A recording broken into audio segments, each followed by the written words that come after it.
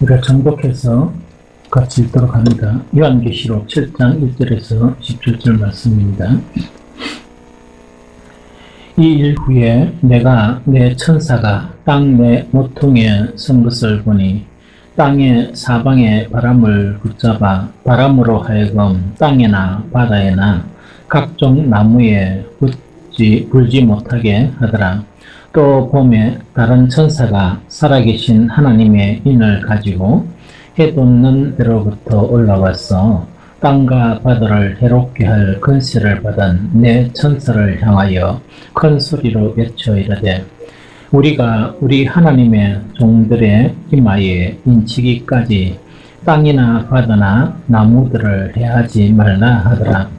내가 인침을 받은 자의 수를 들으니 이스라엘 자손의 각 지파 중에서 인침을 받은 자들이 14만 4천이니 유다 지파 중에 인침을 받은 자가 1만 2천이요 루벤 지파 중에 1만 2천이요 갓 지파 중에 1만 2천이요 아셀 지파 중에 1만 2천이요 납달리 지파 중에 1만 2천이요 므낫세 지파 중에 1만 2천이요 시몬 지파 중에 1만 2천이요 레위 지파 중에 1만 2천이요 이사갈 지파 중에 스불론 지파 중에 1만 2천이요 요셉 지파 중에 1만 2천이요 베냐민 지파 중에 인침을 받은 자가 1만 2천이라. 이 일 후에 내가 보니 각 나라와 족속과 백성과 방언에서 아무도 능히 셀 수 없는 큰 무리가 나와 흰옷을 입고 손에 종려 가지를 들고 보좌 앞과 어린 양 앞에 서서 큰 소리로 외쳐 이르되 구원하심이 보좌에 앉으신 우리 하나님과 어린 양에게 있도다 하니 모든 천사가 보좌와 장로들과 내 생물의 주위에 서 있다가 보좌 앞에 엎드려 얼굴을 대고 하나님께 경배하여 이르되 아멘. 찬송과 영광과 지혜와 감사와 존귀와 권능과 힘이 우리 하나님께 세세토록 있을지어다. 아멘 하더라. 장로 중 하나가 응답하여 나에게 이르되 이 흰옷 입은 자들은 누구며 또 어디서 왔느냐. 내가 말하기를 내 주여 당신이 아시나이다 하니 그가 나에게 이르되 이는 큰 환난에서 나오는 자들인데 어린 양의 피에 그 옷을 씻어 희게 하였느니라. 그러므로 그들이 하나님의 보좌 앞에 있고 또 그의 성전에서 밤낮 하나님을 섬기매 보좌에 앉으신 이가 그들 위에 장막을 치리니 그들이 다시는 줄이지도 아니하며 목마르지도 아니하고 해나 아무 뜨거운 기운에 상하지도 아니하리니 이는 보좌 가운데에 계신 어린 양이 그들의 목자가 되사 생명수 샘으로 인도하시고 하나님께서 그들의 눈에서 모든 눈물을 씻어 주실 것입니다. 아멘. 요한계시록 7장 요거는 요한계시록 전체 중에서 가장 논란이 많다는 건 딴 논란이 아니고 이걸 가지고 여러 가지 그런 해석 자체가 많이 나오는 부분이 이 요한계시록 7장에 나와 있는 그 부분입니다. 그래서 가장 논란이 많은 그 내용이 바로 뭐냐니까 14만 4천 명에 대한 그 여러 가지 이 논란들이 상당히 많습니다. 그래서 오늘은 어떻게 보는가 하니까 그 논란하고 달라 그러면 한 구절 한 구절이 내가 상당히 진도가 못 나가요. 그래서 오늘은 어떻게 보는가 하니까 첫 시작할 때 이야기한 것처럼 오늘은 성경에 있는 내용, 요한계시록 성경에 있는 내용 그대로 해석을 쭉 하면서 이렇게 7장 전체를 봤으면 좋겠다 하는 그런 생각이 들어요. 그래서 다음 주나 필요하다 그러면 다음 주나 혹은 또 다음에 기회가 있으면 여기서 상당히 논란이 되는 그런 부분들 있죠. 그런 부분들을 좀 상세하게 다는 못해요. 시간이 너무 많이 걸려서. 그래서 주요 논란에 대한 그런 내용들이 있죠. 이런 논란들이 있다 하는 것을 갖다가 좀 설명했으면 좋겠다 하는 생각이 듭니다. 그런데 그 논란의 대상 중에 그 뭔가니까 이걸 갖다 성경 그대로 해석하는 그런 우리 정통 그 이게 뭔가 속에 있는 그런 분들도 있고, 그 다음에 그 14만 4천이라는 논란 자체는 전 세계적으로 또 이단이 우리나라 이단도 있지만 또 세계의 그런 주요한 그런 이단도 있어요. 여호와의 증인이나 몰몬교나 뭐 이런 그런 그 이단들이 있거든요. 그 이단들은 반드시 이 14만 4천 명을 가지고 어떻게 해석하는가니까 자기들 해석을 해요.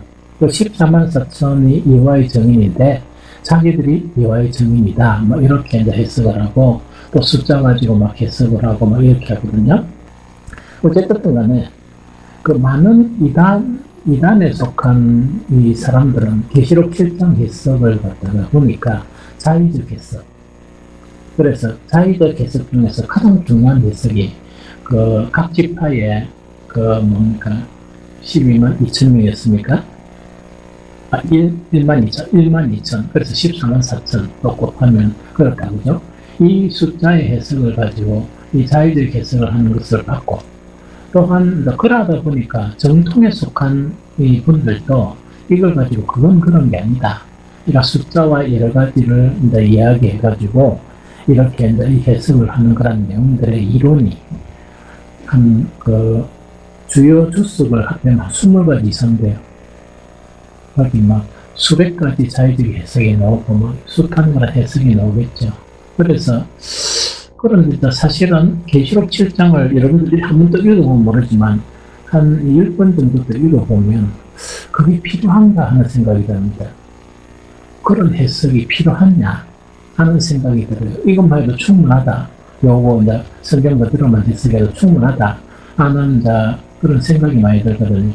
그래서 처음에는 뭐냐, 14만 4천이라는 그 해석을 이렇게 여러 가지 정통 부분이나 학문적으로 접근한 부분이나 또한 문자적으로 해석한 부분 여러 가지를 해가지고 이 정립을 해볼까 생각하다 보니까 생각을 했는데, 계속 읽다 보니까 그게 뭐가 필요하냐, 이 성경이 말도 충분하다 하는 그런 생각을 하게 됐어요. 무슨 말이죠? 그러나 또한 뭐 자료들이 있으니까 또 여러분들이 궁금하고 또 이게 뭡니까 14만 4천 가지고 떠들어서 하니까 그래도 이런 이론들이 있다 하는 그런 부분은 다음에 한번 안 그러면 뭐 내키면 또 다음 주라도 한번 이 정리를 해가지고 그 한번 여러분들한테 소개를 할까 하는 그런 생각이 듭니다.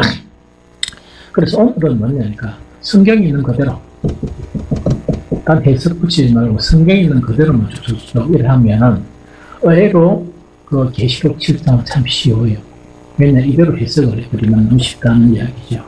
그럼 7장 제일 첫 번째 보면 어떤 내용이 나니까 이 일 후에 이야기다, 그죠? 이 일 후에라는 것은 뭐냐, 어떤 일 후인가? 이거는 그 재앙이 그 몇 가지 종류의 재앙이다. 제일 첫 번째 재앙이 무슨 재앙이라고요? 인재앙. 인재앙은 어떤 내용입니까? 재앙의 내용에 대해서 봉인이 되었는데 예수님이 봉인이 하나씩 뜯는 거예요. 뜯다 보니까 그게 이제 계시가 되어버린 거야. 그럼 말세에는 이런 재앙이 일어난다는 것 자체가 있는 게 인재앙이고, 인재앙의 7번째 재앙은 재앙이 있는 게 아니고 7번째 재앙은 무엇을 포함하고 어떤 내용이다? 7 천사가 부는 나팔 재앙이 있어요. 그러면 7 인재앙하고 7 나팔 재앙 있죠. 그럼 실질적으로 재앙은 뭐냐니까 처음에는 서막이에요. 서막. 이 재앙이 시작된다 하는 서론이라 그러면 두 번째, 세 번째, 네 번째, 다섯, 여섯 번째 요 있고, 7번째 재앙은 어떤 재앙인가? 7번째 재앙이 따로 있는 게 아니고 또 1, 2, 3, 4 여기 중에서 또 어떤 내용이 있습니까? 재앙 말고 있죠. 뭡니까? 이 복음을 전하다가 죽은 사람들이 뭐 하는 장면이 나옵니까? 하나님께 항의하면서 복수를 해달라는 그런 장면이 나온다고 그죠? 장면이 나오죠. 그걸 다 포함해가지고 6가지고 6가지 같으면 그 다음에 그 다음에는 뭐냐니까 7인 자체는 어떤 내용에 대한 포함이다? 7 나팔이 있죠. 7 나팔의 재앙이 이렇게 시작되는 거예요. 그래서 인재앙하고 나팔재앙하고 비교해 보면 인재앙은 서론이라 그러면 그 나팔재앙은 뭡니까? 그보다 더 강한 재앙이에요. 이게 무슨 말인지 알겠죠? 그래하고 또 어떤 일이 있고 난 다음에 마지막 재앙이 어떤 재앙입니까? 대접재앙이에요. 그래서 대접재앙이 다 끝나고 나면 그 뭔가 환란이 다 끝나는 그 이상의 환란은 없다. 이렇게 계시록에 되어 있는 그런 부분이에요. 이게 무슨 말이겠죠? 그래서 항상 계시록을 읽으면서 두 가지 관점을 읽어야 된다. 계시록은 뭐에 대한 계시입니까? 하나님의 심판에 대한 계시예요. 하나님의 심판과 구원받은 사람들의 이야기, 그 두 가지가 이렇게 딱 이렇게 포함되고 있다. 이렇게 생각하면 돼요. 그래서 심판에 대한 이야기가 많고 구원받은 이야기도 있죠. 그래서 이런 사람들이 구원받는다. 전체 두 가지로 생각하면 되고, 그 다음에 나중에 뭐냐, 천국. 진짜 그런 것들을 통해서 어떻게 하느냐, 이제 마지막 새 하늘과 새 땅으로 이제 진입하는 거. 그 자체가 요한계시록의 전체적인 내용이다. 이렇게 생각하면 됩니다. 복잡하게 생각할 것 없이. 무슨 말이겠죠? 그래서 여기서 이후는 어떤 일인가 하니까 재앙이 일어나는 것을 목격하는 거예요. 그래서 첫 번째는 말탄자 4명이 나오죠? 그래서 흰말 탄자는 뭡니까? 재난의 시작을 알리는, 이기고 또 이긴다는 것은 뭡니까? 정말 가차없이 이 심판이 일어나는 그거를 이야기한다면, 붉은 말은 뭐였습니까? 전쟁과 내란. 그래서 우리가 이제 예수님도 얘기했죠. 날씨가 되면 곳곳에 무슨 소문이 일어난다? 전쟁의 소문이 일어난다. 그럼 그거는 뭡니까? 붉은 말. 전쟁이 일어나고 또 각 나라가 분쟁이 일어나서 사람들이 죽게 되는 그걸 이야기하고, 그 다음에 세 번째 검은 말은 뭐였습니까? 흉년이 드는 거, 기근이 드는 거. 그래서 세계 곳곳에서 어떤 일이 일어난다? 굶어 죽는 사람들이 당황하는 거. 그래서 지금 지구에 보면 아프리카나 이런 데가 식량 전체 세계적인 식량 자체는 충분히 다 먹고 살고 남아 있는데 어떻게 되는가? 전쟁 때문에 뭐가 일어나니까 기근이 일어나는 거예요. 그래서 아들이 못 먹어가지고 말라 비틀어지는 이런 일들이 막 일어나는, 그게 이제 검은 말이고, 그 다음에 청황색 말은 어떤 거였습니까? 지금 일어나는 거. 지금 일어나는 이게 뭔가? 전염병. 이 역병이라고 이야기하죠. 이 알 수 없는 그런 역병들이 계속 일어난다는 그 이야기죠. 그래서 이거는 보면 이 재난의 그런 시작은 이미 시작이 되었다. 그렇게 보는 관점이 맞는 것 같아요. 왜냐니까 각처에서 전쟁이 일어나고 흉년과 이 기근이 일어나는 건 우리는 막 먹고 사니까 막 살죠. 우리도 한때 흉년이 있었죠. 보리고기나 이런 게 있었잖아요. 몸부어가지고 소나무 오면 소나무 껍질 입에가 쭈꾸리 먹고 그런 적도 있었거든요. 그거 먹었어요? 안 먹었네. 그런 그 사건들도 있었고, 그다음에 수집거리 먹고, 그다음에 국수거리 먹고 이런 거 있죠. 막 그런 데 있으면서 지금은 이제 뭐가 나타납니까? 그것이 계속 있으면서 전염병이 나타나는데, 아마 이거는 이제 앞으로는 정확하게 예측 불가예요. 예측 불가. 그래서 앞으로 그 바이러스라는 부분 자체는 예측 불가예요. 숨겨진 것들이 너무 많아요. 저번에 옛날에 우편으로 뭐가 배달되면서 전염대가 죽는다고 난리 났죠? 그게 뭐였더라? 우편으로 전달되는데 그 세균이 퍼져가지고 치사율이 상당히 높은 거 있잖아요. 그게 어디서 먹는 줄 아닙니까? 이름이 자꾸인데 그게 뭔가니까 그 남쪽이나 저 위에 북극이 있죠? 거기에 얼음이 이렇게 얼어있잖아요. 그 얼음은 만년설이었죠. 그런데 기후가 변화되면서 얼음이 녹습니까? 녹습니까? 얼음이 녹는데 그 얼음 속에서 얼어있던 동물들의 사체 있죠. 사체 자체가 이렇게 기후가 올라가다 보니까 그 사체가 왜 됩니까? 온도가 올라가니까 노출되죠. 냉동실에서 깨는 끓이는 거와 마찬가지예요. 거기서 뭐가 생기느냐? 바이러스가 생기는 거예요. 이 바이러스는 뭐냐니까 치사율이 상당히 높아요. 그래서 한때 백악관도 이 봉투가 전달되고 하는 거 있죠. 그게 그런 바이러스예요. 그래서 지금은 종말을 경험하고 있는 것 같다. 원래는 기후변화도 그렇고 여러 가지. 그다음 오늘 또 중요한 한 상황이 나오거든요. 이런 점차 이제 종말이 가까우는 것 같다 하는 그런 것 자체가 피부로 느껴지는 그런 부분이에요. 그래서 여기서 이 룰은 뭐냐? 재난의 시작을 알리는 흰말 탄자의 등장, 전쟁과 내란, 그 다음 흉년과 기근, 그 다음 역병. 5번째 이는 뭡니까? 아까 이야기했죠. 순교한 사람들이 하나님께 항의하는 것을 본 거예요. 항의하는 건 뭡니까? 우리를 이렇게 힘들게 한 사람 반드시 용서가 봐주세요. 이야기가 있죠. 그래서 여러분들 절대로 경건한 사람들 비판하면 안 돼. 그 다음에 사건 목사들한테는 뭐 좀 그래도 있는데 정말 주를 위해서 생각하는 사람들 그러면 안 돼. 왜냐 이분들이 뭐라고 하나님 앞에 뭐라고 한다고요? 내 원수를 갚아달라 하면 그 괴롭힌 사람들 다 죽어버려요. 그렇게 절대 악하게 살면 안 돼요. 악하게 살면 안 돼. 정말 착하게 살아야 됩니다. 그래서 순교자들이 허서. 그 다음 6번째 이는 뭐 있습니까? 그래서 첫 번째 재난이 전쟁과 내란, 흉년과 기근, 그 다음 역병이죠. 그 다음에 마지막 6번째는 어떤 일이었습니까? 하늘의 징조였죠. 하늘의 징조라는 것은 뭡니까? 해와 달에 나타나는 징조, 즉 해가 검은 틀로 짠 상복같이 검어지고 달은 온통 피같이 되며 이런 현상이에요. 이게 참 상상하지 못할 일이 지금 일어나요. 지금 미국 쪽이나 저번 호주 쪽에 산불이 났죠. 산불이 얼마 정도 지속됐습니까? 수개월간 지속이 됐는데 그래서 몇 자세히 안 봤거든요. 자세히 보니까 산불난 그런 연기 자체가 낮밤을 이렇게 없애버리는 해를 어둡게 하고 정말 이렇게 정말 끔찍하대요. 이 재앙과 같은 그런 일이 좀 부분적으로 일어난 일이 아닌가 하는 그런 생각이 들어요. 그런데 앞으로 이런 일들이 이렇게 강해질 것이다. 그래서 역병이 일어나면서 뭔가니까 해와 달에 나타나는 징조라는 건 뭐냐? 해가 검은 뿔로 짠 성북같이 깜깜해져 버리는 거야. 깜깜해져 버리고 달은 뭡니까? 이렇게 삐딱하게 보는데 핏빛 같은 건 다 희미하게 보이면서 그런 달이 된다는 그 부분이고, 또 하늘과 하늘의 별이 뭡니까? 배추가 막 떨어지듯이, 무화과가 떨어지듯이 우두두두 떨어진다는 이야기죠. 그래서 이거는 지난주에 이야기했죠. 이거는 뭡니까? 다시 안 찾아봤네.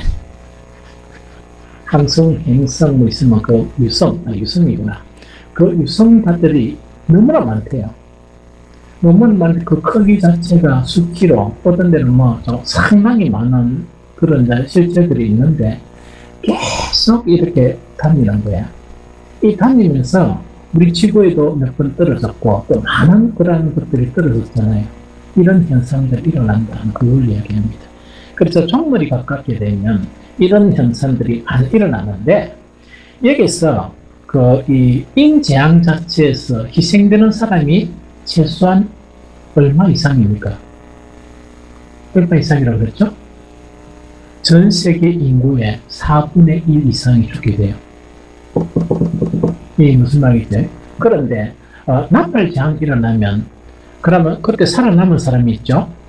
그러면은 이 인재앙은 한 4분의 1이 죽게 되는데 나팔재앙은 한 어느 정도 죽을까?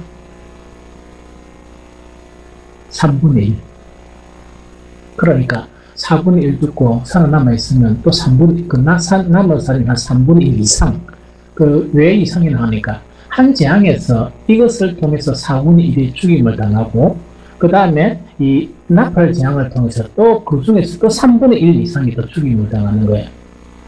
이게 여러분들 얼마나 끔찍한 거니까, 같이 살다가 곳곳에 뭡니까? 하나씩 다 죽는단 말이야. 아주 끔찍한 그런 것이 나타난다는 그 이야기죠. 무슨 말이죠? 그런데 요 일이 일어난 후 이 자체가 7장이 시작이에요. 그래서 일후라는 것은 이 일이 일어난 후예요. 그러면은 제일 첫 번째로 뭐냐니까 내 천사의 내 천사가 뭔가를 준비하는 그 이야기예요. 일인데 그걸 딱 막는, 다른 천사가 그걸 막는 내용이에요. 그게 뭐냐? 7장 1절에서 3절이에요. 그럼 한번 읽어봅니다. 7장 1절에서 3절 시작. 이 일 후에 내가 내 천사가 땅 내 모퉁이에 선 것을 보니 땅의 사방에 바람을 붙잡아 바람으로 하여금 땅에나 바다에나 각종 나무에 불지 못하게 하더라. 또 봄에 다른 천사가 살아계신 하나님의 인을 가지고 해 붙는 데로부터 올라와서 땅과 바다를 해롭게 할 근세를 받은 네 천사를 향하여 큰 소리로 외쳐 이르되 우리가 우리 하나님의 종들의 이마에 인치기까지 땅이나 바다나 나무들을 해하지 말라 하더라 이야기가 그죠? 자 여기 있습니다. 이런 거다. 상상한 이야기거든요. 이 네 천사가 처음에 그 등장한 네 천사 이렇게 갔다 오는 내용들 그거는 우리가 관계없습니다. 이 네 천사는 어떤 네 천사인가 하니까 그 네 천사가 이제 등장해가지고 자 처음에 이제 어떤 일이 일어납니까? 그 전쟁, 그 다음 흉년, 역병, 그 다음에 뭡니까? 하늘에 막 징조가 나타나죠? 나타나는데, 갑자기 상황이 딱 바뀌면서, 이 서변이 뭘 보는 거 하니까, 이 땅을 이야기한다. 그러면, 이 네 천사가 뭡니까? 땅의 동서남북에 있죠. 동서남북에 이 모퉁이에 서가지고, 무엇을 붙잡고 있습니까? 바람을 붙잡고 있는 거야. 그러니까 천사가 무엇을 움직여서 또 이제 심판한다는 이야기입니까? 바람. 즉 바람을 일으키려고 이제 해가지고 바람을 일으켜가지고 뭡니까? 이 땅과 하늘과 이 사람들을 해하려고 다 이렇게 하고 있는데 갑자기 한 천사가 나타나서 잠깐 이렇게 본단 말이야. 그러면서 어떻게 한다고? 지금 시작하지 말고 기다리라. 뭘 기다린다고? 지금 하나님의 종들의 이마에 도장을 탁탁 찍을 때까지 기다리라 이야기다. 그죠? 그럼 누구를 보호한단 말입니까? 그 바람을 다스려서 사람들이 이제 먼저 죽게 되고 고통을 당하게 되는데 하나님의 사람들을 이렇게 보호하려고 인치는 거 있다. 그죠? 인치는 거 있다. 그죠? 그 작업할 때까지 손대지 말라. 그 이야기야. 이 무슨 말인지 좀 알겠죠? 그래서 바람을 일으키는 천사들에게 바람을 일으키지 못하게 하는 그거를 이야기합니다. 여기에 한 번씩 머리가 찌끈찌끈하고 하면은 뭐 한 시간 사무됐고 안 그러면 혼자서 내가 이 산에 잘 가요. 이 산에 들어가는데 저번에 그 태풍이 오고 난 다음에 혼자서 산에 한번 가는 거야. 혼자서 산에 갔는데 정말 올라가면서 너무나 뭔가 끔찍하다 할 정도로 그래요. 그 뭔가니까 아름들이 나무 있죠. 나는 어떤 목사님이 우리 같이 모임 목사님 와가지고 자기는 매일매일 산에 가는데 아름들이 나무가 다 찍히고 엉망진창이더라 해서 설마 이랬어요. 그런데 내가 그걸 못 견디는 거야. 뿌리치고 삐고 이런 나무 자체가요. 탁 부러진 나무도 있고 엉망진창이에요. 엉망진창이 돼가 이 길에 지나가지도 못할 정도로 그런 상황을 봤거든요. 그때 그것이 바람이에요. 바람. 그래서 바람이 참으로 무섭구나 하는 것을 생각했거든요.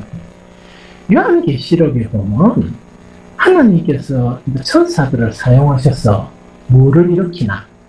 바람 외에도 두 가지를 더 일으키며 두 가지를 더 딱 일으키면서 보여주는 거니까 이 세상을 심판하는 그런 장면들이 나옵니다. 계시록에만. 그러면은 지금 읽은 거는 뭡니까? 사방 동서남북에서 바람을 일으키려고 딱 잡고 있는 거야. 딱 잡고 있으면서 이제는 뭡니까? 큰 바람이 일어나서 왜 된다고요? 이걸 일으킨다. 사람들을 괴롭히려고, 괴롭히는 게 아니고 심판이 하려고 하는 그런 부분이에요. 여러분들 얼마 전까지만 해도 지금은 모르겠지만 부산에서 가장 비싼 아파트가 어딘 줄 압니까?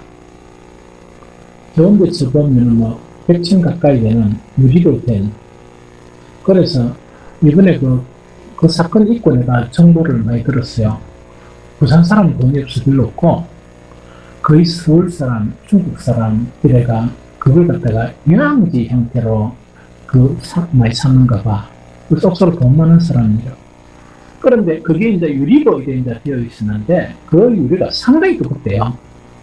상당히 두껍는데 저번에 그 태풍이 오고 난 다음에 그 유리가 떨어졌어. 그러니까 상상하지도 못하는 거야. 그 고급스럽고 비싼 그 아파트를 지으면서 얼마만큼 계산을 철저히 해가 그걸 지었겠습니까? 그래서 이제 그 목사님들 지나가면서 이제 천천히 지나가는 거야. 저 유리 떨어지는 거 봐. 유리 떨어지는 거 봐.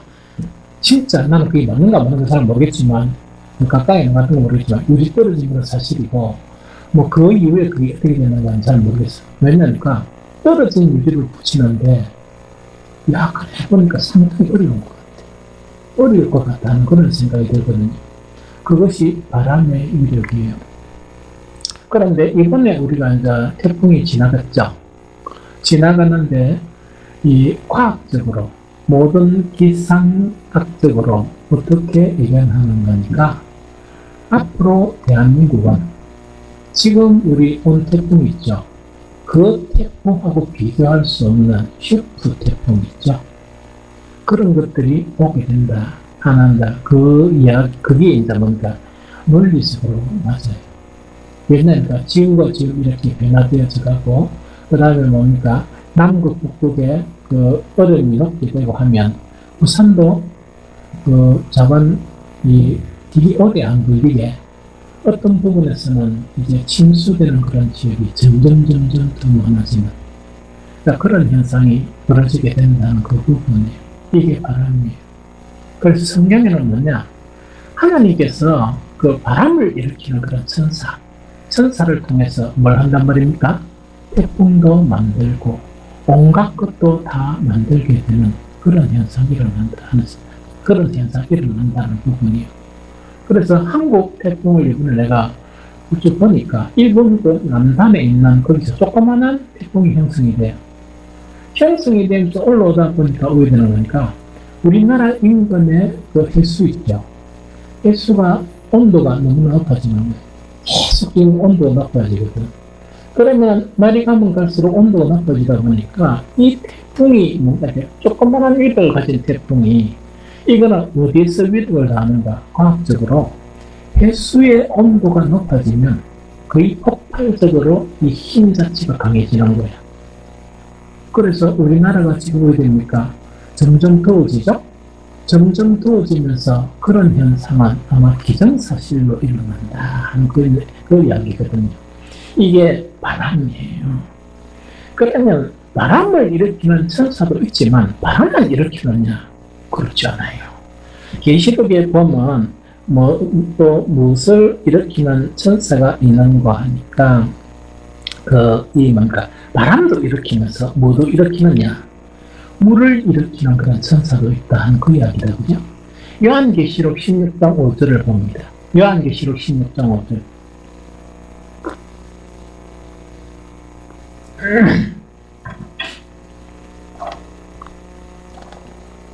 요한계시록 16장 5절 다 읽어봅니다. 시작. 내가 들으니 물을 차지한 천사가 이르되 전에도 계셨고 지금도 계신 거룩하신 이여 이렇게 심판하시니 의로우시도다. 무엇을 다스리는 천사라고요? 물을 다스린다. 그 이야기입니다.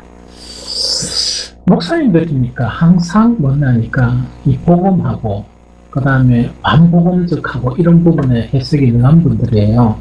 그러다 보니까 오만 이야기를 다 하거든요. 이번에 여름 이래 해가지고 물로서 가장 곤욕을 치른 나라가 어디입니까? 중국이에요. 그 앞에는 태국이었어요. 왜냐니까 그 선교사한테 이야기 들었는데 물이 안 빠지는 거라 심해요. 그래서 그 선교지에서 우리나라에 잠깐 왔다가 돌아가지를 못하는 게 뭐 때문에 물이 안 빠지는 거지. 그렇게 신기하다 생각했거든요. 이번에 목사님들한테 이야기 들었는데 뭐냐니까 중국의 각 지역에 어떤 현상이 일어나는가? 비가 그치지 않는 거예요.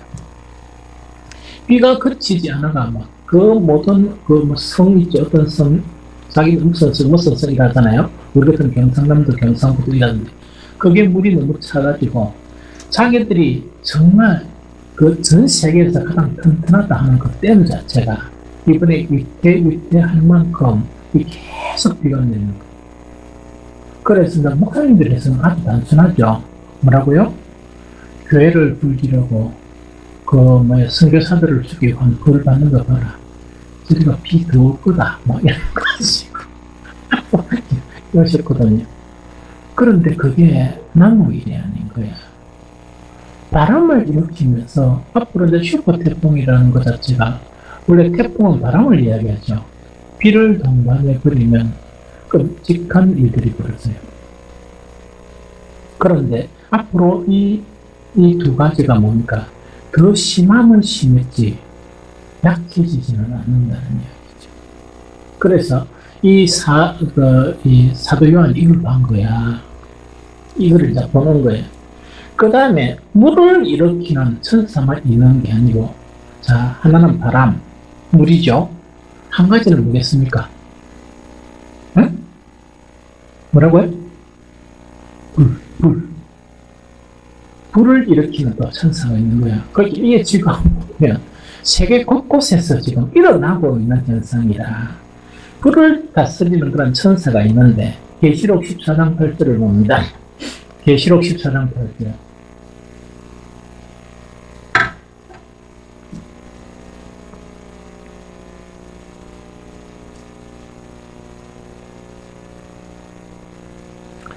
자, 계시록 14장 8절 읽어봅니다. 시작. 또 불을 다스리는 다른 천사가 제단으로부터 나와 없습니까?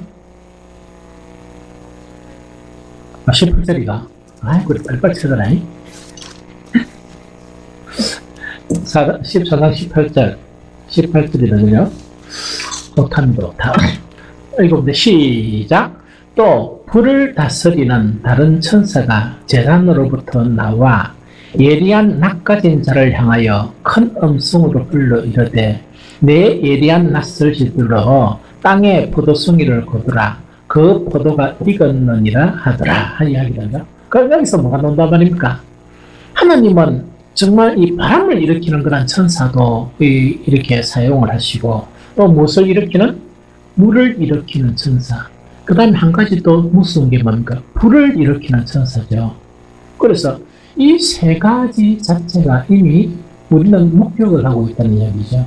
그래서 살림에 산불이 일어나고 이런 거 있죠. 그 산불 자체가 얼마나 극심한 거니까 대단히 극심한 그런 징조들이 일어나는 거라 알겠죠. 그래서 어쨌든 간에 이게 이제 오늘 상세하게 봤지만 이게 세 가지를 동시에 사용하는 경우도 있어요. 한 가지만 딱 했다가 또 좀 쉬면 하는 게 아니고 동시다발적으로 이것이 일어나는 그런 현상으로 나타나요. 그래서 어쨌든 간에 뭐냐니까 7장 전반절에는 이것이 다 끝나고 나니까 왜냐합니까? 이 지상의 동서남북에서 하나님께서 무엇을 일으키는 바람을 일으키는 천사가 바람과 쉽게 이야기하면 불과 또 하나는 뭡니까? 물로서 이 심판하게 하시는 그것을 딱 막아버리십니다. 막으면서 어떻게 한단 말입니까? 하나님의 그 종들이 하나님의 사람들을 인칠 때까지는 그 일을 못하게 막는 그 자체가 계시록 7장 1절에서 3절에 나타나요. 그래서 이것을 통해서 알 수 있는 것은 뭐냐? 이것으로도 하나님은 심판을 하신다는 그 이야기죠. 그러면은 이제 인침을 받은 사람의 이제 숫자가 나오는데 그게 뭡니까? 4절에서 8절이에요. 읽었던 거. 그래서 내 생각은 그냥 이걸 이대로 받아들이면 안 좋겠느냐. 4절에서 8절 다시 한번 읽어봅니다. 시작. 내가 인침을 받은 자의 수를 들으니 이스라엘 자손의 각 지파 중에서 인침을 받은 자들이 14만 4천이니 유다 지파 중에 인침을 받은 자가 1만 2천이요. 루벤 지파 중에 1만 2천이요. 갓 지파 중에 1만 2천이요. 아셀 지파 중에 1만 2천이요. 납달리 지파 중에 1만 2천이요. 므낫세 지파 중에 1만 2천이요. 시몬 지파 중에 1만 2천이요. 레위 지파 중에 1만 2천이요. 이사갈 지파 중에 1만 2천이요. 스불론 지파 중에 1만 2천이요. 요셉 지파 중에 1만 2천이요. 베냐민 지파 중에 인침을 받은 자가 1만 2천이라. 여기 이해됩니까? 여기서 신기한 거 하나 여러분들 한두 개 보는데 12지파가 아주 한 지파가 없어진 것 같죠? 어떤 지파입니까? 단 지파. 단 지파가 없고, 그 다음에 또 어떤 지파의 이름이 배치된 것 같습니까? 요셉이라는 지파가 구약 성경에 보면 없었죠. 요 부분은 다음에 설명할게요. 요셉 지파는 이름만 배치된 것이고, 그 다음에 단 지파는 조금 이렇게, 이 단 지파가 조금 이렇게 문제가 좀 있어요. 무슨 말인지 알겠죠? 그래서 요거는 다음에 한번 설교할 때 한번 했는 거는 달았는가는 모르겠지만, 요거는 그때 보고. 자, 어쨌든 간에 이거는 뭡니까?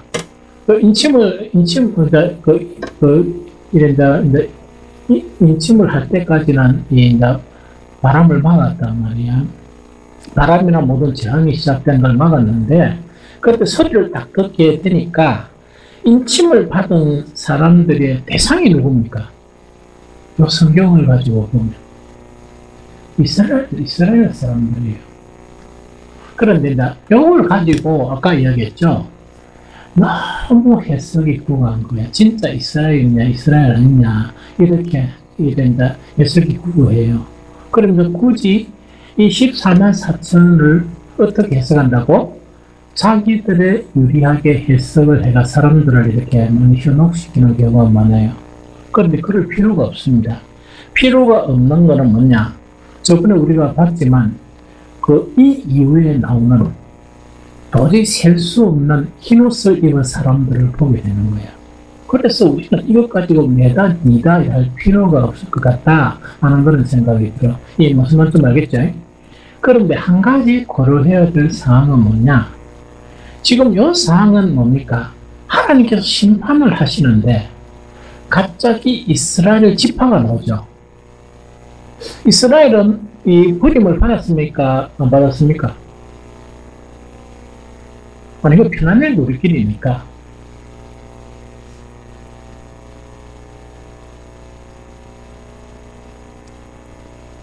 그건 한번 이야기해도 돼. 재밌잖아. 그렇게 이제 성경을 이렇게 읽어보면 이 종말이 가까우면 나타나는 현상이 있어요. 로마서에 보면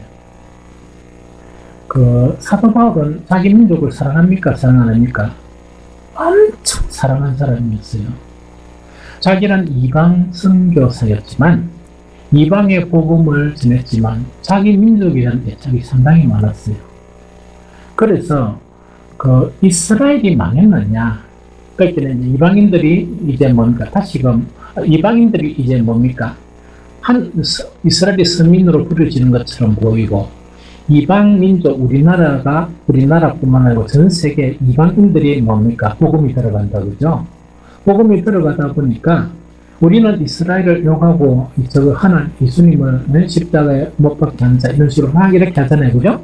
하는데 이 바울은 그걸 못하게 하는 거야. 그걸 못하게 하면서 이제 말세에는 뭡니까?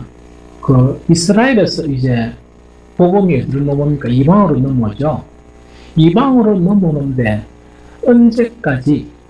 이방인의 충만한 숫자가 될 때까지 복음이 확전해지는 거예요. 그런데 로마서에 보면 로마서 10장 11장에 보면 무슨 말이겠죠? 그럼 이거는 뭐냐니까 성경에서 충만한 수라는 건 대단히 중요합니다. 그러니까 심판을 딱 막 우리가요, 하나님 저놈들 다 죽이세요 이러면 항상 성경에는 뭡니까? 수가 찰 때까지 기다리라, 그 이야기입니다. 망하는 것도 그 수가 차야 되고 찰 때까지 하나님 이렇게 이 심판을 안 하시는 거야. 그래서 여러분들 이러면 안 됩니다. 자꾸 나쁜 짓 하고 이러면서 괜찮대 그게 아니고 수가 찰 때까지 하나님 기다리시는 거예요. 수가 딱 차면 가차없이 하나님은 뭡니까? 공의로 심판하세요. 얼마나 끔찍하고 무서운 하나님이신데, 그렇죠? 그런데 이 충만한 수라는 것은, 이방인의 충만한 수라는 것은 뭐냐? 이제 이스라엘에서 선민 자체 지위가 박탈되면서 어떻게 됩니까? 이방인 자체의 복음이 전해지잖아요. 하나님은 뭘 기다린다? 구원받아야 될 충만한 수, 그 수가 돼야 말세가 오는 거예요. 바울의 현실. 바울도 천국 갔다 왔죠? 그래서 이거는 뭐냐니까, 전 역사, 그 예수 그리스도 이후의 그 역사를 통해서 구원받을 사람이 하나님은 딱 이렇게 이미 다 정해놨단 말이야. 정해놓으면 이방인의 충만한 수가 차면은 그때 예수님이 재림하시고. 무슨 말이겠죠? 그러면서 바울이 두 가지를 주장해요. 두 가지를 이야기하는 거예요. 하나는 이스라엘이 버림을 받았느냐? 그렇지 않는다 하면서 이스라엘에 뭐가 있다고? 이스라엘에 늘 하는 이야기가 문제가? 그렇지. 이스라엘의 남은 자수라는 것은 구원받은 사람이야. 남은 자수가 있고 그 다음에 충만한 숫자가 차게 되면은 어떤 현상이 되는가? 이스라엘이 회개가 되면서 그때 이스라엘이 구원을 받는 거예요. 이 무슨 말이 그렇게 그 로마서를 읽어보면 그렇게 되어 있어요. 그래서 로마서의 종말론 자체는 이런 딴 종말론하고 좀 달라요. 그럼 어떻게 된단 말입니까? 우리 여기서 처음에 이제 우리 이방인들이 만약에 하나님께서 만약에 그거는 수를 셀 수가 없지만 얼마를 구원하겠다고 딱 작정을 하셨으면 그 인원이 딱 차게 차는 그 숫자, 이 숫자가 되면서 누구에게 누가 그 개종을 한다고? 유대교에 있었던 이 유대인들이 개종을 하면서 그들에게 구원이 임해요. 다시. 그런데 이방인에게 구원이 임하고 유대인이 버림을 받고 하는 그 과정 속에서 가장 핵심적인 요소가 뭡니까? 무엇이 그것을 일으키죠? 두 단어예요, 두 단어. 순종, 불순종과 공율이에요. 그래서 뭐냐? 유대인들이 버림을 받은 것은 하나님의 생명의 말씀을 했기 때문에 이방인들 자체의 복음이 넘어오는 거예요. 그럼 이방인들은 뭐냐? 순종을 통해서 가능하단 말이에요. 구원이 되어지는데 그 사이에서 한 가지 단어가 뭐냐? 긍휼이라는 단어가 나와요. 이게 무슨 말인가 이야기할게요. 이 복음의 순종, 그 설교를 잘못 들으면 말씀에 순종하는 부분을 강조하잖아. 그거는 왜? 구약과 신약에서 가장 중요한 구원의 요건이니까. 그러면 말씀의 순종이라는 개념 자체가 100% 예수님처럼 금방 변하는 겁니까? 아니지. 그러니까 순종과 뭐가 있다고? 긍휼이 있는 거예요. 그 차이는 뭐냐? 아주 이게 뭔가 이 목적을 가지고 그 유대인들은 뭘 했습니까? 하나님의 말씀을 하나만 이렇게 저한테 유리한 하나만 제2에 대한 부분만 이렇게 받아들였지 나머지 중요한 한 부분 이거는 뭔가 거룩에 대한 부분을 버려버립니다. 내면이 변화되는 거. 이게 무슨 말인지 알겠죠? 그러다 보니까 그들은 뭐냐니까 하나님께 버림을 받는데 이스라엘이 다 버림을 받았느냐? 그렇지 않다는 이야기. 누가 늘 있었다? 이스라엘의 남은 자들이 있었다. 그래서 시편에 보면 이스라엘의 남은 자들이신데 신약의 성령 시대보다 훨씬 신앙의 수준이 높아요. 그게 이스라엘 남은 자들. 이게 무슨 말이죠? 그러면은 구원이 이방인의 몫이다 그러면 이방인이 다 구원 받습니까? 못 받습니까? 순종하는 사람이 구원을 받아요. 그런데 순종이라 그래가 100% 이거는 뭡니까? 예수님으로 변하는 건 아니잖아. 그럼 그 사이에 긍휼이라는 게 있는데 이게 뭐냐? 하나님의 말씀을 가지고 더럽고 추한 내 자체를 씻으면서 계속 깨끗하게 되려고 노력하면서 회개. 그 중에서 가장 큰 회개야. 그래서 회개라는 건 뭐냐? 인위적으로 되는 게 아니고 뭘 통해서 된다? 성령을 통해서 돼요. 그러면 그렇게 하는 과정 속에서 하나님이 불쌍해지는 거야. 왜냐니까 본질 자체가 진토, 본질 자체가 죄에서 나가지고 말씀을 보면서 두려워하면서 계속 말씀대로 살라고 이렇게 노력하고 회개하는 그 과정 있죠.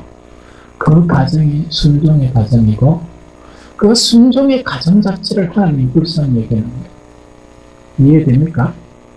그래서 그 율법적인 그런 순종이 아니고 참 복음의 순종이라는 것에서 필연적인 것은 뭡니까? 자기 성찰과 진정한 회개예요. 그걸 생명에 이르는 회개라고 그래요. 우리 교리에서는 생명에 이르는 그 회개가 진정으로 나타나요. 그래서 목사가 이 시대를 보면서 걱정하는 게 뭐냐? 교회 다니는 많은 사람들이 생명에 이르는 회개가 없다는 그건 대단히 위험한 거예요. 그거는 뭐가 같은가 하는 거니까 일부 이 죄인만 지킨 유대인하고 같아요. 그렇게 신약 전체를 읽어보면 구원에서 가장 중요한 게 그 부분이야. 무슨 말이죠? 그런데 지금 유대인들 자체가 개종을 해가지고요. 유대인에 대한 터전이 있는 데다가 개종을 하다 보니까 신학적인 깊이가 참 깊을 수가 있죠. 그런 신학자들이 많아요. 벌써 일어나고 있어요. 그래서 여기서 14만 4천이란 건 아마 나는 이런 관점으로 이제 생각이 되는 게 뭐냐. 말세가 나타나면 유대인들이 뭐 해야 됩니까? 다시금 개종을 해서 구원이 일어나는 거야. 숫자 자체는 따져봐야 되지만 유대인에게 뭡니까? 이런 구원의 역사가 나는데 첫 번째 그 유대인에게 인을 친다면 보호한다는 게 하나는 있겠어. 그 숫자 자체가 상징적으로 얼마라고? 14만 4천이다. 무슨 말인지 알겠죠? 그래서 마치 유대인들이 바울의 뭡니까? 종말론에 보면 고려되어 있단 말이야. 그러면은 아마 사도 요한이 본 것은 그 사람들이 아닌가 하는 것을 생각합니다. 이해가 됐죠? 그런데 요것만 딱 있으면 14만 4천 가지고 생명을 버려야지. 우리 거다 14만 4천은 너희 거다 뭐 이렇게 싸워야 될까 이가. 내가 이야기하는 싸울 필요가 아무것도 없다. 그 뒤에 뭐가 나오는가? 바로 이어서 셀 수 없는 흰옷을 입은 사람들의 찬양이 나와요. 자 봅니다. 셀 수 없는 흰옷을 입은 자의 찬양이 나와요. 이 사람들은 유대인일까 비유대인일까? 네? 유대인도 그런 이기는 거는 잘 모르겠지만 그런 건 아닌 그렇긴 그거는 잘 모르겠지만 전 세계 민족을 이야기합니다. 이게 무슨 말이겠습니까? 그럼 그것이 계시록 7장 9절부터 시작되는 거예요. 이게 너무 감동적이라. 오히려 14만 4천보다 더 감동적이에요. 그러면은 계시록 7장 9절을 읽어볼까요? 9절부터 읽어봅니다. 자, 시작. 이 일 후에 내가 보니 각 나라와 족속과 백성과 방언에서 아무도 능히 셀 수 없는 큰 무리가 나와 흰옷을 입고 손에 종려 가지를 들고 보좌 앞과 어린 양 앞에 서서 10절 시작. 큰 소리로 외쳐 이르되 구원하심이 보좌에 앉으신 우리 하나님과 어린 양에게 있도다 하니. 이 사도 요한이 이걸 본 거야. 그러면 소리 들은 거는 인신자의 소리 들은 소리만 들었죠. 14만 4천 명의 소리를 들었죠. 이 사도 요한이 그 소리를 듣고 난 다음에 바로 여기도 뭐 이 일 후죠. 이 일 후는 인친 그런 일이 다 끝난 후라. 끝난 후에 뭘 받는가? 각 나라와 족속과 백성과 방언에서 되어 있죠. 이거는 뭘 이야기합니까? 전 세계 민족 중에서 이 말이죠. 무슨 말겠죠? 전 세계 민족 중에서 그러면 어떻다고? 아무도 능히 셀 수 없는 큰 무리가 나와 흰 옷을 입고 손에 종려가지를 들고 보좌 앞과 어린 양 앞에 서서 큰 소리로 외쳐 이르되 구원하심이 보좌에 앉으신 우리 하나님과 어린 양에게 있도다. 이렇게 찬양하는 것을 본 거야. 그러다 보니까 그 이제 복음이 유대에 있다가 그죠? 이스라엘 남은 자가 있었고 이 복음이 어디로 넘어간다? 이방인으로 넘어가죠. 넘어가다 보니까 이 복음의 역사는 예수 그리스도 이후에 2000수년간 앞으로 언젠가 모르고 있죠. 그러면은 그 애초에 복음이 증거되고부터 계속돼 가지고 여기서 구원받은 자의 그런 수가 어떻단 말인가? 이루시 헤아릴 수 없는.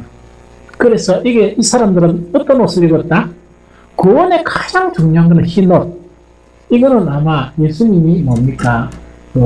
예복을 입지 않는 자는 쫓아내꾸라 하는 거 있죠. 그것하고 연관이 있는 것 같아요. 그렇죠? 그래서 여러분들도 이 예복 못 받으면 안 됩니다.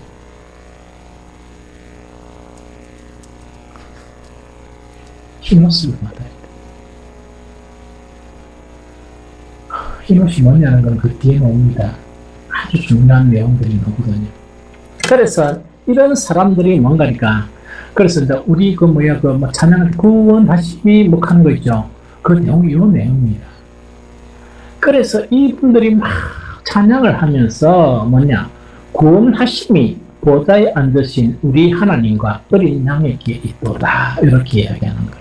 이 찬양을 하는 거예요. 이 찬양을 하니까 누가 화답을 합니까?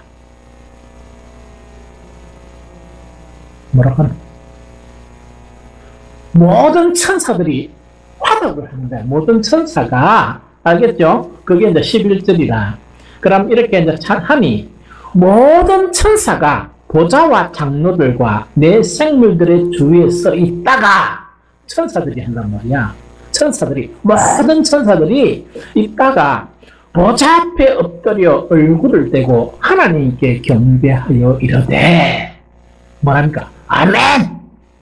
이 뭡니까? 그 구원받고 흰옷을 입은 자들 있죠? 그럼 이 사람들은 어떤 자들입니까? 지금 우리가 아니고 우리 이전에 죽은 사람들이겠지. 무슨 말겠죠?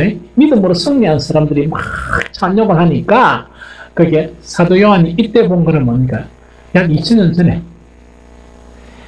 그러니까 모든 천사들이 그 보좌 앞에 막 무릎을 엎드리면서 아멘 하면서 찬송과 영광과 지혜와 감사와 존귀와 권능과 힘이 우리 하나님께 세세토록 있을지어다. 아멘. 이게 무슨 말이죠? 이 광경을 봤습니까? 그래서 아까 이야기한 거는 뭡니까? 14만 4천을 가지고 좀 연구를 할까 생각하다가 계속 읽다가 보니까 별로 연구할 가치가 없는 거야. 무슨 말이죠? 우리가 이 속에만 들어가면 되잖아. 이 속에만 여러분들하고 내가 들어가 있으면 되잖아. 그런데 뭐 24만 4천 명이 뭐고 끼고 우리고 너고 뭐 살 필요가 한 것도 없잖아. 이 무슨 말인지 좀 알겠죠? 그렇게 이제 열어야 되는 거야. 그런데 이제 13장에서 질문이 있는 거야. 24장로 중 있죠. 24장로 중에 하나가 뭡니까? 이제 이렇게 질문을 하면서 흰옷 입은 사람들이 누군지 아느냐? 쉽게 한번 해야 됩니다. 이 사도연에게 흰옷 입은 사람이 누군지 대단히 중요합니다. 딱 하니까 사도연이 뭡니까? 꼼찍가지고 뭐라고 합니까? 14절에 내가 말하기를 내 주여 당신이 아시나이다 하니 그가 나에게 이르되, 이게 중요합니다. 흰옷 입은 사람들이 어떤 사람이냐? 이게 중요하다, 그죠?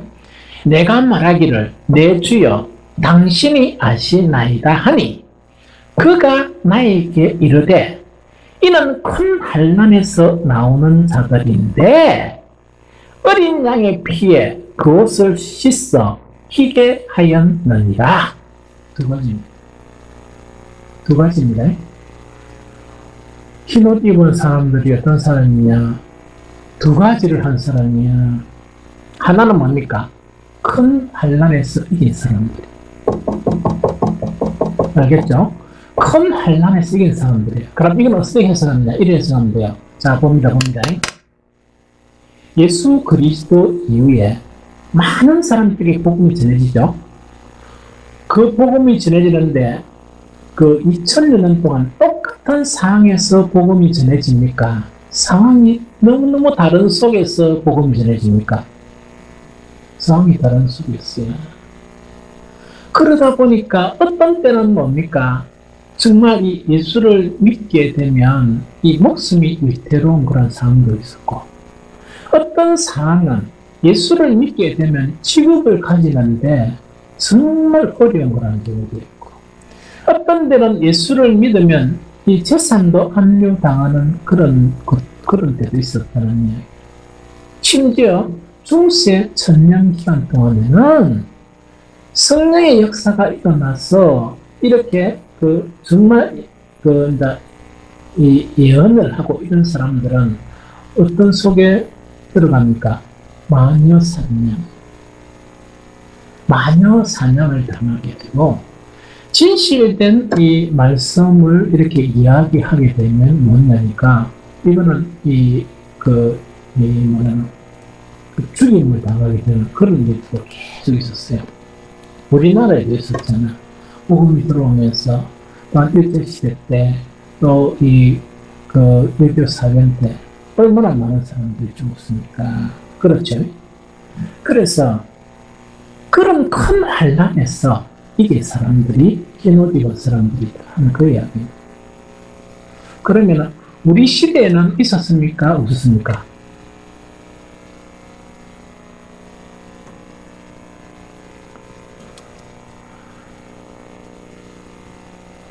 우리 시대에는요, 가장 중요한 자아와의 전쟁과 그 다음에 세상의 영화와의 전쟁이었어요.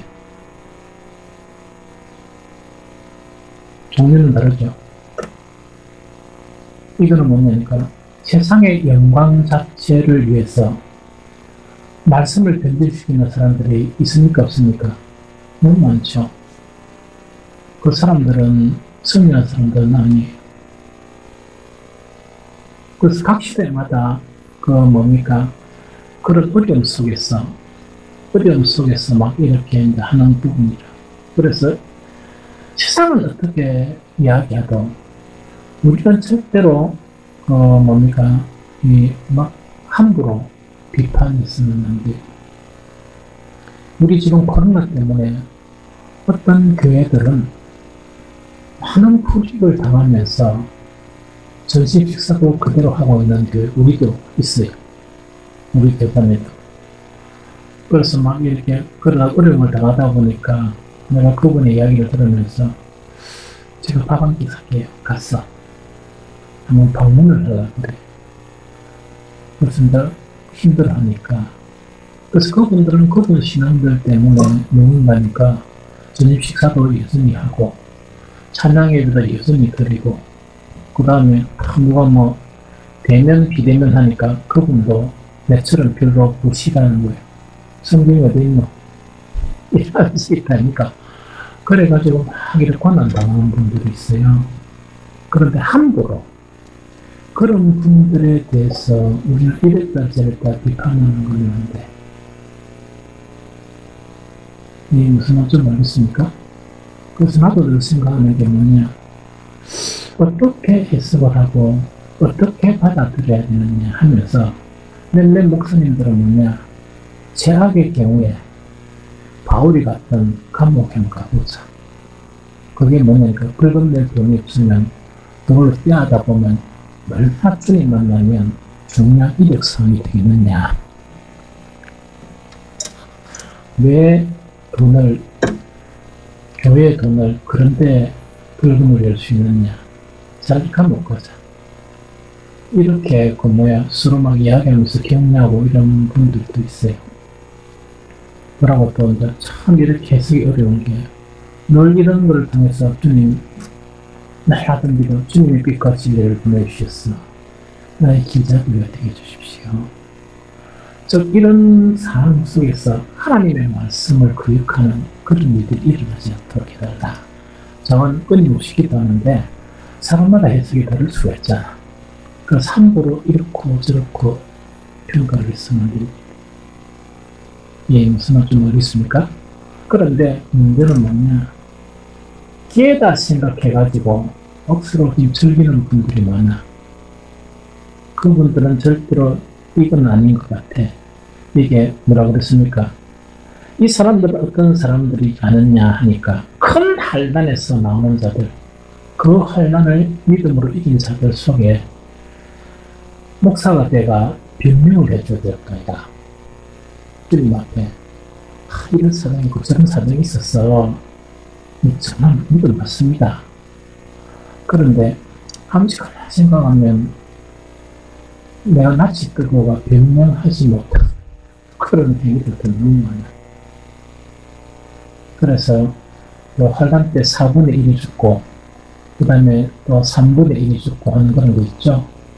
그게 꼭 육신의 죽음만도 있겠지만 영적으로 이미 죽어버린 사람들이 너무 많다.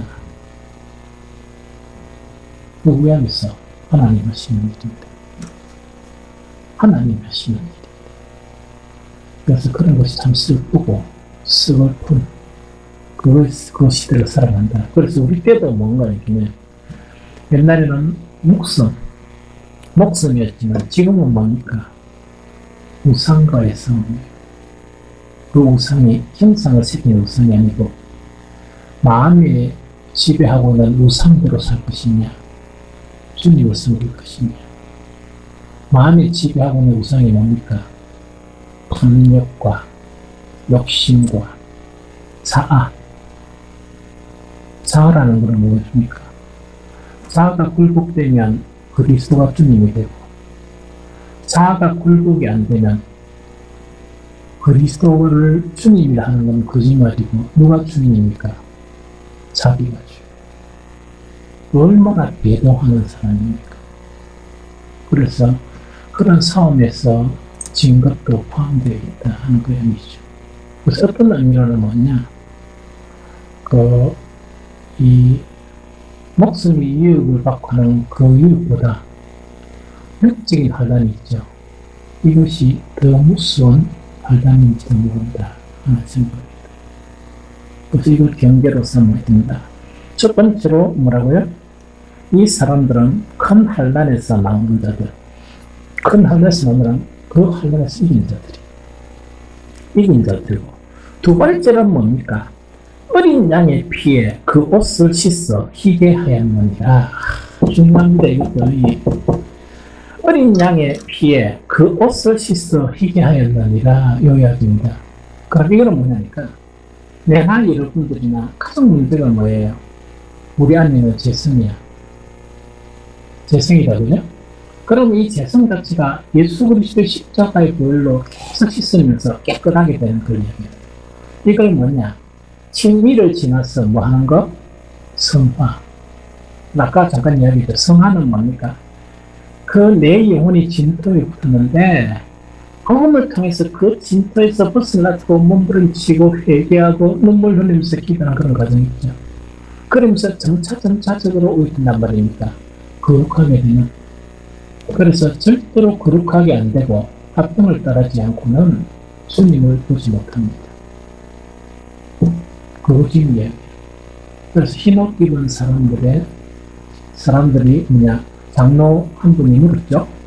이거는 누군지 아냐 하니까 사도요한이 모르겠다 하니까 상세하게 설명합니다. 하나는 환난에서 이긴 자, 또 하나는 뭡니까? 예수 그리스도의 그런 피로 깨끗하게 된 자.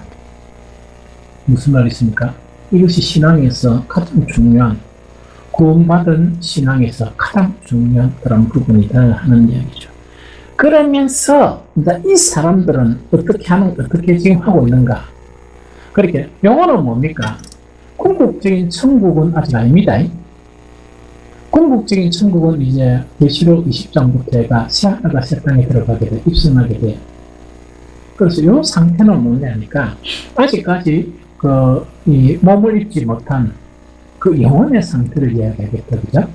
그래서 이 사람들은 뭐 하고 있느냐? 15절부터 보니까 그러므로 그들이 하나님의 보좌 앞에 있고 또 그의 성전에서 밤낮 하나님을 섬기며 보좌에 앉으시니까 그들 위에 장막을 치리니 이야기하죠. 그들 위에 장막을 친다는 건 뭡니까? 구약 때 하나님의 선민들이 가장 신실하게 신앙을 지킬 때, 하나님을 섬길 때, 그 하나님이 사람들과 함께 장막을 친다 하는 그 이야기라. 하나님이 함께 계신다네. 하나님이 함께 계신다는 것. 이 무슨 말이겠죠? 장막을 치시니 그들이 다시는 뭐하지도 않는다?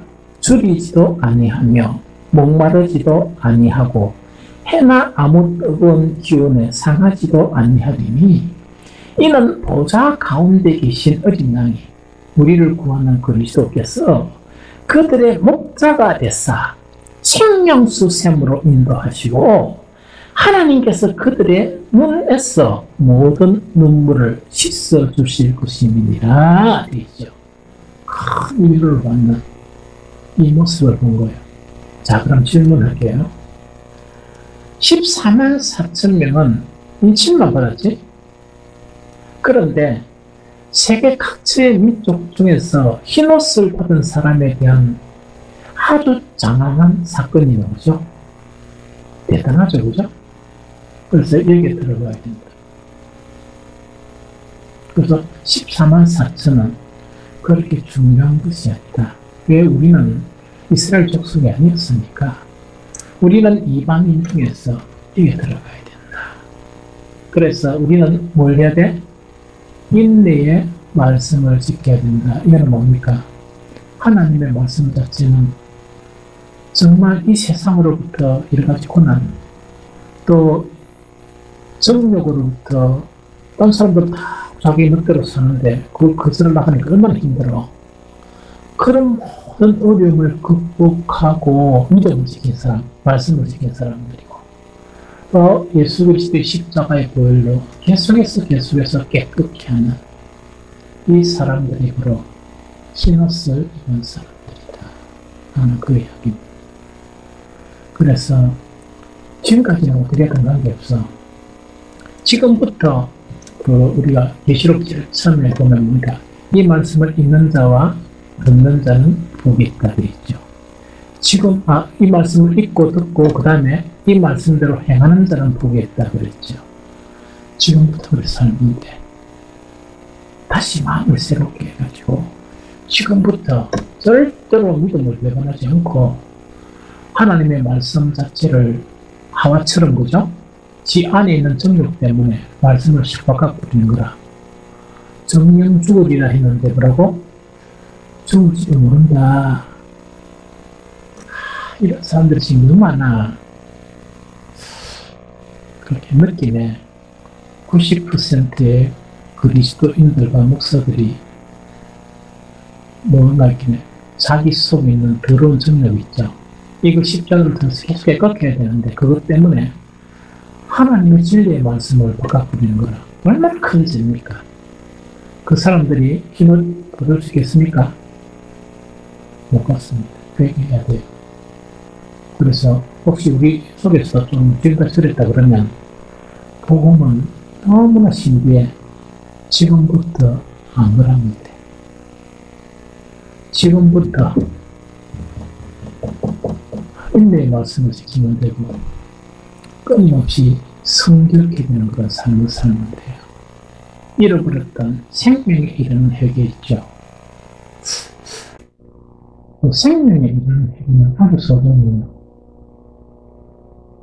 지금 우리 말세를 당한 오늘날 대한민국 교회, 그러다 보니까 관계성도 좋아지고 어려운 그런 상황 가운데 희망을 보면서 이렇게 살아가는 그 모습을 보니까 그게 너무 좋더라고요.